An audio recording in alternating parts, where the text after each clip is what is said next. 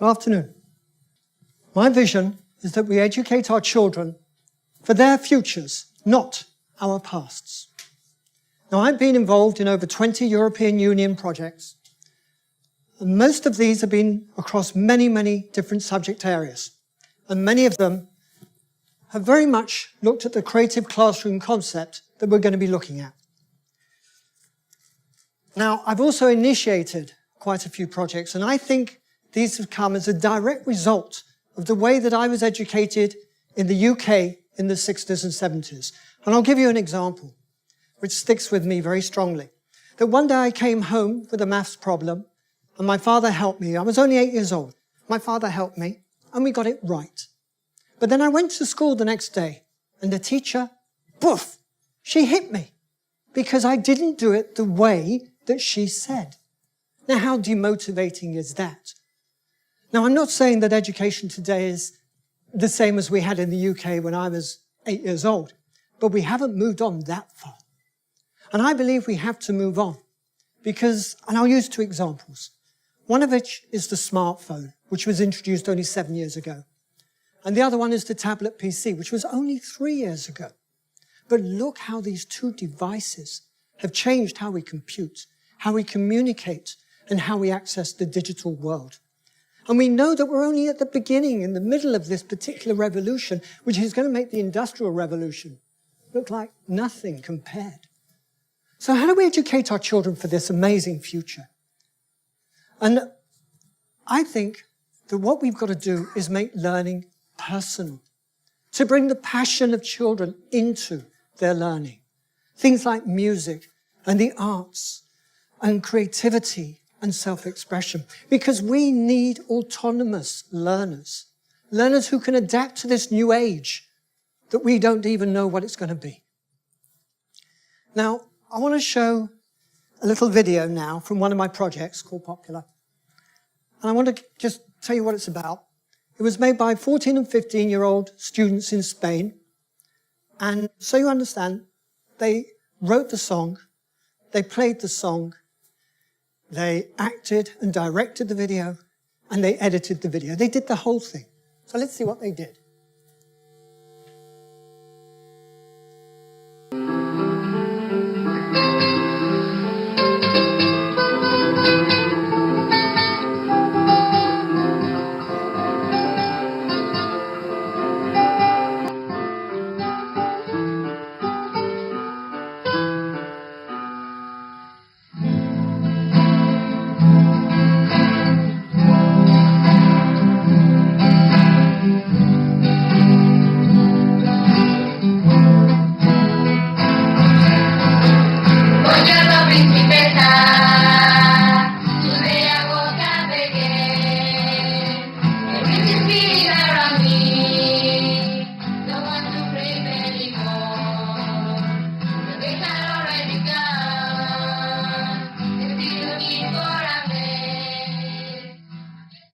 See that they were having some serious fun there. And we're going to look at the result of this fun at the end.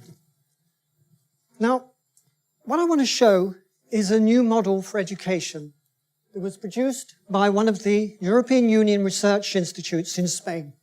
And they call it the creative classroom. I'm not going to go into detail on this, we don't have time.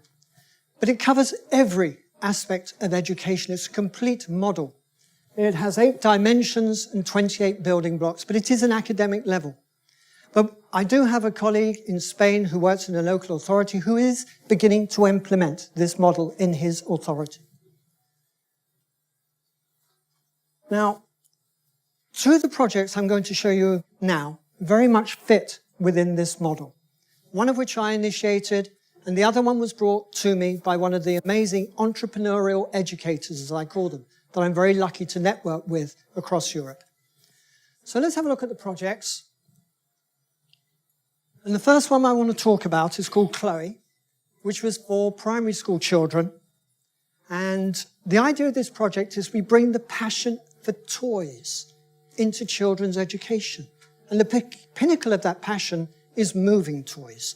And I have an example here that was actually made for the project by a young gentleman, about 9 years old, in Bremen in Germany.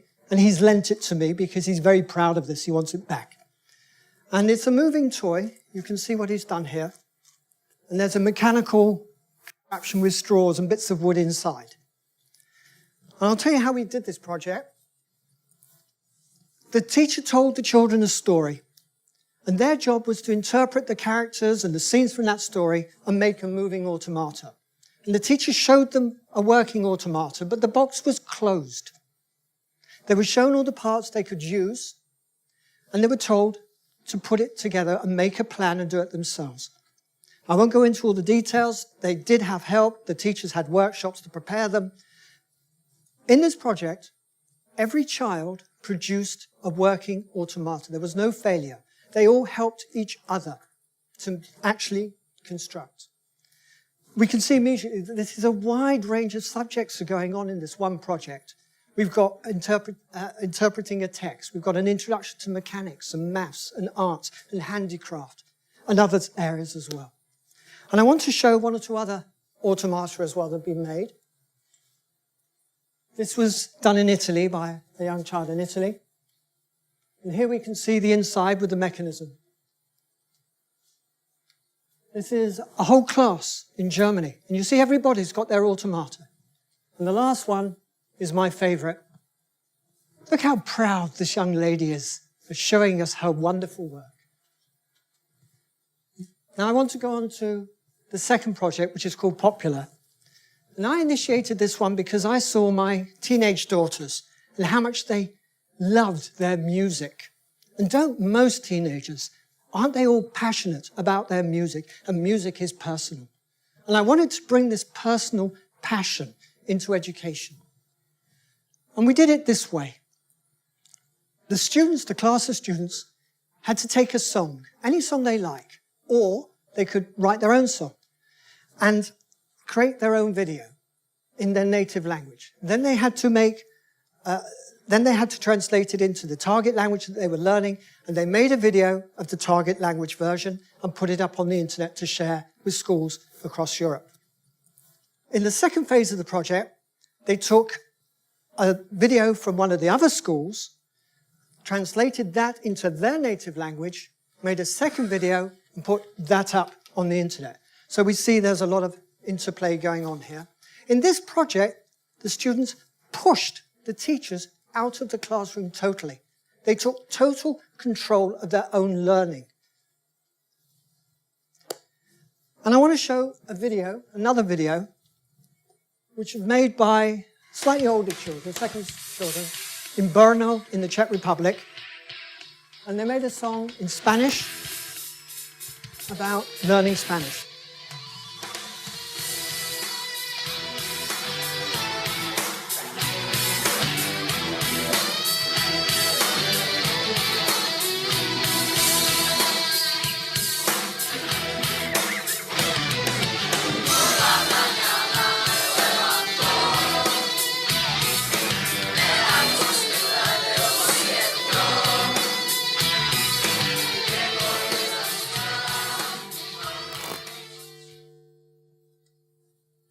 Now I want to get to the end now and just show just a list of a few other projects I'm involved in. I only want to mention one, which is the one at the bottom, Folk DC, because tomorrow afternoon, this project is having synchronous concerts in 5 different cities across Europe, where primary school children from the age of 7 will be singing children's folk songs in 10 different languages to each of the other concerts across Europe. And this is going to be live streamed as well, so you can go and watch it. To finish, we saw the Spanish video at the beginning and those students having fun. Now, when they got to the second stage of the project, we went and asked them if they needed some help. And this was the answer they gave to us. Gracias, Susana, pero podemos hacerlo nosotros solos. Ya sabemos cómo hacerlo. Es muy sencillo. For those of us like me who don't speak Spanish, I'll translate. She said, "Thank you, Susanna, but we don't need your help. We've already learned how to do it, and it's easy." Ladies and gentlemen, they learnt. Thank you.